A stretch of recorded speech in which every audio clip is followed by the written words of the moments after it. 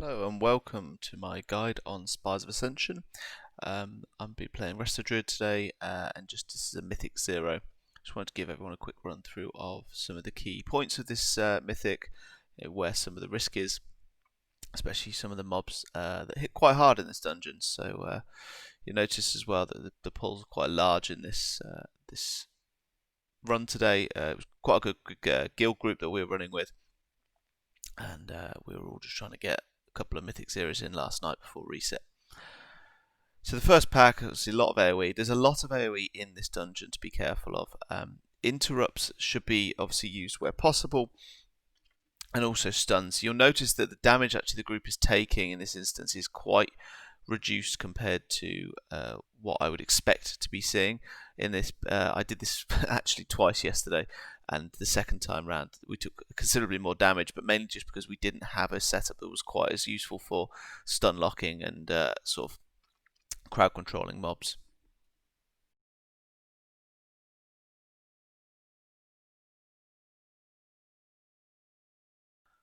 Here we are now approaching the first boss. First boss actually is quite an interesting fight, and it depends how you tank it really that dictates how the fight goes. Now, unfortunately, in this guide, you'll notice that because it's not the first week, it's the second week, sorry, of M0s. What you'll see is that actually a lot of these bosses die quite quickly. But tactically, what you want to do is that while one of them is rotating around the room, you want to try and tank the other one on top of it to allow for cleave. Now, what you'll also see from a Resto Druid perspective is I spend a lot of time doing damage. This is obviously based on how good the group is as a whole. Good groups allow the not being hit by mechanics, but also silencing and crowd controlling. What you'll see here is actually the Boomkin burst as a Resto Druid is actually really nice, and actually with the cleave of the two bosses next to each other with a shared health pool. What you'll see here is actually I'm able to burst quite heavily, at some points even outbursting the Fire Mage. So again, there's a couple of mechanics on this. You've got the small dark quills that fire out from the boss. You've then also got a spear that you need to be wary of. But predominantly it's just making sure that DPS are standing in the right place. Obviously the same for positioning for the other two, but much less of an issue. It's more so that you could be caught out by those dark quills that are sort of shooting across the room. And just be sort of careful when the boss and the charge spear is thrown on one person, as you can see there, which I just sort of quickly jump out of. Now, again, a quick boss fight because the DPS is good quality, but overall quite a simplistic fight. You'll notice between the first and second boss, as you can see here, that we're kind of chaining packs together. And the reason for this is just because a lot of the mobs here with good DPS, i.e. Shadow Priest, a mage and a warrior, allows you to sort of burst things down quite quickly, and at the moment Demon Hunters seem to be fairly unparalleled in terms of the damage output they're doing in M+. Well, M0s at least. I imagine it will follow pretty quickly into M+. I don't think there's any nerfs planned for this week as far as I've been made aware of, apart from a couple of ones related to PvP. So this mob here, interestingly, it does quite a lot of AoE damage. I would say in this second part before the second boss, what you want to be doing is really keeping only sort of one of the AoE mobs at a time, especially as we move into M+ weeks where damage becomes higher and there's more mobs sort of dealing heavy damage, especially in weeks where it's sort of mob damage increases or there's sort of fortifying, that kind of stuff. There's also one final pack here that is, again, none of these packs really do too much damage. There's a couple of frontal cones, there's a lot of AoE on the floor, but really a lot of it's very avoidable. And as you'll see again here, I'm using my Boomkin form to try and assist how quickly we clear this as a group. On to the second boss, you'll notice there's quite a step up from Mythic, from Heroic. One of those things is that there's a lot more AoE damage. Now that is led mainly due to the fact that there are far more orbs shooting out. So obviously the pools are left on the ground by the boss, and then periodically in a sort of a circle you see these orbs and balls being shot out. Obviously one I just got hit by there. Now the reason this is a bit of a DPS race, I believe, is because those balls kind of stack up around the room. As you can see, there's now two that are firing out, and it only ever increases. You're getting to a point where then it becomes unmanageable, especially if you're in higher affixes of M+. So what you want to do is really focus on, I'd say, save lust for this boss. Make sure, and then obviously during the phase you get this kind of this extra burst where the balls that are currently existing on the map kind of explode outwards in a sort of star shape. But yes, as I said again, these fights won't take very long because the DPS is quite strong in this group. But the boss itself is a bit of a DPS race, regardless. In terms of tank healing, there really is none.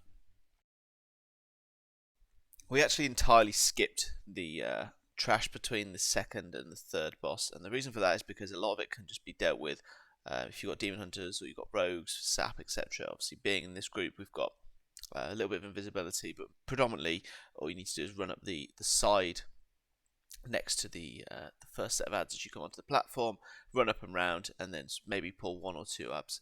But apart from that, you really don't need to kill anything on Mythic 0 between those two bosses. Now obviously that will change as we go into Mythic Plus and there's requirements for amount of mobs killed, but in the meantime there's currently nothing like that in the game for M0.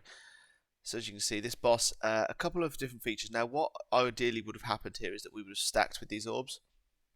This would have allowed us to control the orbs better going into the recharge anima phase. So the boss kind of has two main phases. He does an attack on a member of the group, which is a spread attack, and then what you want to do is you will want to stack again when the orbs are falling down on your head, when it makes the swirls on the ground. You want to stack as close to possible while he's charging that ability, because what that means is it just gives you better control. So here we are, we've got all the blue above our heads, and then when he casts that, you want to try and be as stacked as possible. Now unfortunately in this situation we get a little bit trapped, and you see here this is one of the problems with this fight, is if you do lose a bit of control you can effectively cut off DPS, and those orbs that are pulsing do a lot of damage.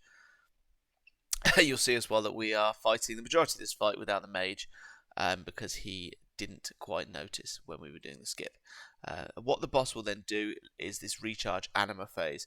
Now what he does here is he effectively turns the orbs to come back to him. You need to collect these as a group. You can see here the demon hunter is doing that job, and often it's better for a tank to do so unless you've got somebody who's got some kind of immunities that they can use. And then this obviously leads to the boss. You don't want the anima to be absorbed because otherwise it'll lead us to extra damage and stuff, which obviously need to require extra healing and potentially could wipe the group. It's just finishing off the boss now, and as I said, there's not really a lot to this boss. It's effectively a spread and then stack mechanic, but it just requires the tank to sort of recognise when the room's filling up a little bit and to move the boss to an appropriate position so that everyone can still continue to DPS. And you'll see here as well that it looks like our DPS have decided to just stand in the AoE, which obviously is not helpful, but it's no problem in this instance, and we'll just get everyone back up and onto the final boss. One thing that's worth noting here as well, and we've now got everyone back up and we're onto the platform for the final boss. You can see me here saying that no, I don't want to pull all three at once. And the reason for that is that these mobs are effectively mini bosses in their own right. You've got a stacking debuff, you've got AoE coming out from the bosses, and obviously they've got quite a considerable amount of health. So what really you need to do is what we do in a second, is to pop Bloodlust. And because I think that's really the only way we survive this pack. You can see the stacking debuff gets quite high. It does mean then you don't have it for the boss, but because there's an intermission phase on the final boss, it really doesn't matter actually. And I've kind of come around to the idea of pulling all three of these at once is a good idea. Obviously you need good DPS, not only in terms of damage numbers, but you also need good DPS in terms of people who aren't going to be hit and can continue to do good numbers regardless of the movement required. So obviously being a druid is a huge benefit in these circumstances, and I pop Convoke the Spirits there. But overall damage isn't what's required on the last boss, it's control. And you can see here we're prepared for the final boss. And I get a little bit of banter from the tank who called me out and saw me saying that I didn't want to pull all three at once. But however, we're on to the final boss now, and the final boss is quite simple in terms of phases. You've obviously got a blue circle that's spawned there, which is an immunity circle. The boss will channel an ability where you need to get into the circle. You'll see here I actually get life gripped on the first boss. I was just totally forgetting where I was for that instance, and the priest probably saved my life, which was nice of him. You'll then also get these sort of circles on you which need to be dispelled. If you dispel them though, they create the black circles on the floor, which you see in the second phase. Now what happens is in the second phase, after the boss takes 66% health, he will fly up into the air. You can see here again we've got the explosion going off, and now we're on stage 2.